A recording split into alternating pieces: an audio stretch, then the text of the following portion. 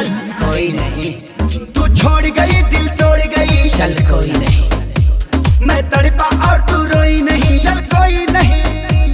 अब तेरे लिए मैं रोऊं सारी रात ना मैं सोऊं, अब तेरे लिए मैं रोऊं सारी रात ना मैं सोऊं, ऐसा रीजन नहीं। तुझे क्या लगा मुझे छोड़ देगी और मैं मर जाऊंगा? घंटा तू लड़की है कोई ऑक्सीजन नहीं, तू लड़की है कोई ऑक्सीजन नहीं, ऑक्सीजन नहीं।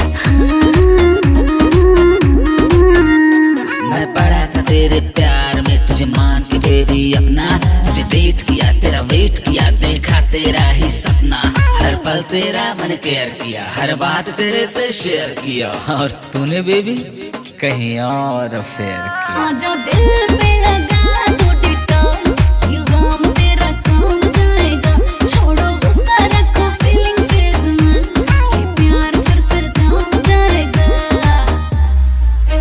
रंगती दिल की दीवारी वाइट पेंट से, तेरी यादों को धोया डिटर्जेंट से।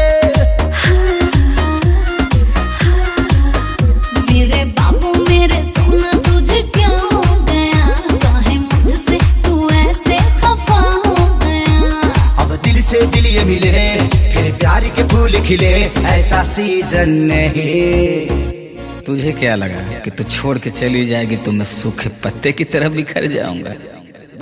घंटा तू लड़की है कोई ऑक्सीजन